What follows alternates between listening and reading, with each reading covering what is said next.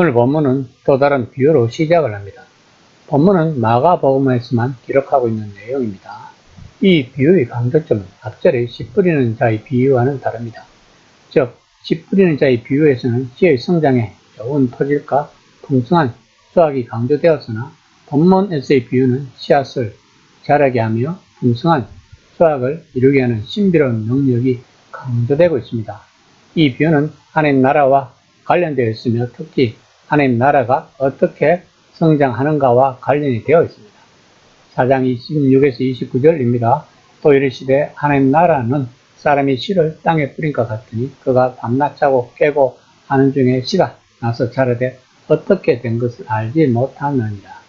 땅이 스스로 열매를 맺되 처음에는 싹이요 다음에는 이삭이요 그 다음에는 충실한 곡식이라. 열매가 익으면 곧 낫을 되나니 이는 추수 때가 이르렀습니다. 예수님은 왜 자신이 전하고 싶은 말씀을 비유로 말씀을 하실까요? 그 이유는 그분의 메시지가 그 당시 종교적, 사회적 통념상 너무나 파격적이기 때문에 이렇게 할 수밖에 없었을 것입니다. 그러나 본문은 그렇게 어렵지 않은 비유의 말씀입니다. 그러나 29절의 곧 낫을 되나니 이는 추수 때가 이르렀습니다. 이 말은 예언자 요엘의 말을 인용한 것입니다. 요엘서 끝부분에 나오는 이 말씀은 앞으로 올 주의 날을 이야기하고 있는 내용입니다. 그날에는 하나님이 대대적으로 고난받은 백성을 회복시키시고 자신의 성령을 그들에게 부어주시고 주변 민족에게서 심판의 추수를 거두실 것이라는 내용입니다. 이것이 바로 예수님 당시 사람들이 소중하게 여겼던 다가올 하나님 나라의 비전인 것이었습니다. 예수님은 지금 그들에게 하나님의 약속의 때가 정말로 오고 있다고 말씀하고 계시는 것입니다. 그러나 그들의 기대와는 다른 모습으로 올 것입니다. 하나님은 이스라엘을 구원하시고 나머지 나라를 정죄하시는 것이 아니라 그들 또한 구원의 대상이라는 것입니다. 그러면 그들에게 다가올 하나님 나라에서 본문을 주는 메시지는 무엇일까요? 바로 씨앗이 땅속에 누웠다가 밤낮 자고 깨고 하는 중에 답이 있습니다. 본문에서 사용한 깨다의 헬라의 뜻은 부활을 가리키는 일반적인 단어라고 합니다. 당시 유대인들은 부활을 죽음 이후의 삶이라고 생각하지 않았다고 합니다. 그들은 하나님이 이스라엘의 운명을 극적으로 회복하시는데 과거의 시대를 일으켜서 새로운 축복을 함께 누리게 하실 것이라고 생각했다고 합니다.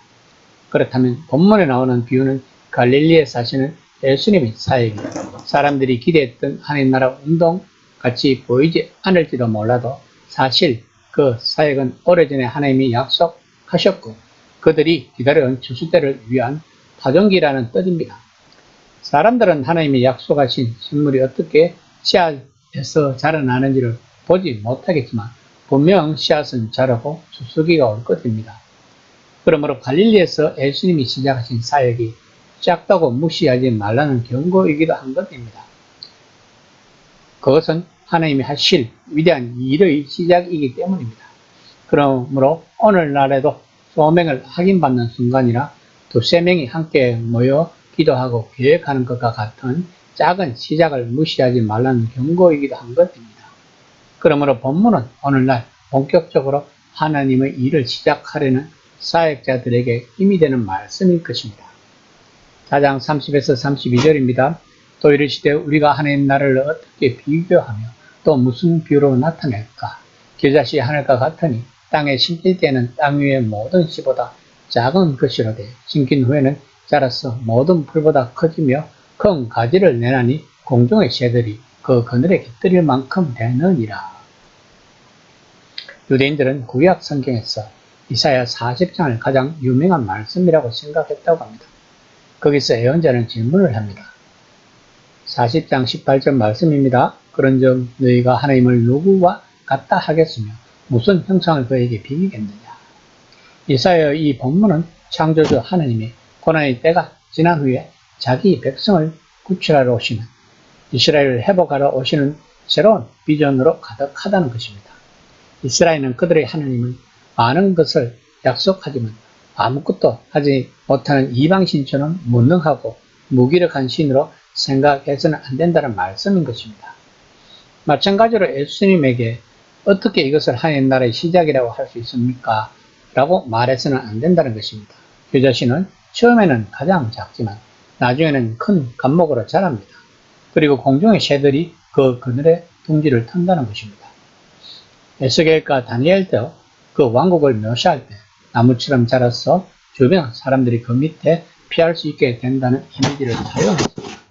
예수님은 걱정하지 말라고 말했다며 예수님은 걱정하지 말라고 말씀하시는 것입니다.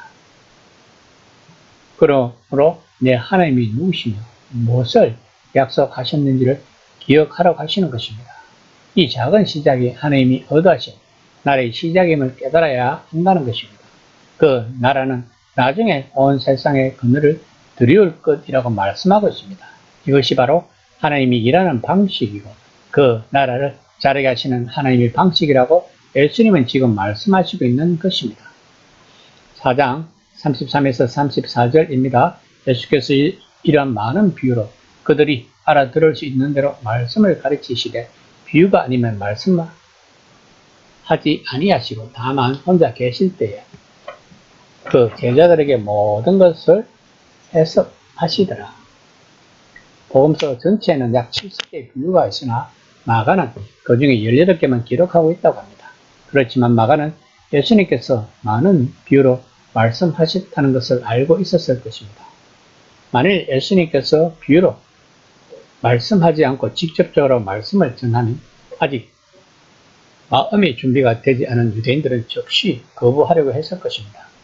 그러나 예수님이 제자들에게 따로 비유의 말씀을 해석을 해 주셨지만 그들이 예루살렘으로 올라갈 때 서로 누가 크냐를 두고 싸우는 것을 보아서는 비유의 말씀을 깨닫는 것이 쉬운 것은 아니었던 것 같습니다. 이처럼 예수님의 말씀을 깨닫는 것이 바로 성령님의 역할인 것입니다. 성령님은 바로 하나님을 알게 하고 그 말씀을 깨닫게 하고 하나님을 믿게 하는 능력을 주시는 역할을 하고 계시는 것입니다. 이것이 영안이 열렸다는 말인 것입니다. 영안이 열렸다는 것은 무슨 귀신을 보는 능력이 생겼다는 것이 아니라 하나님의 말씀을 깨닫는 마음의 눈이 뜨였다는 것입니다. 이 시간 나는 영안이 열렸는지 한번 심각하게 생각해 보는 시간이 되었으면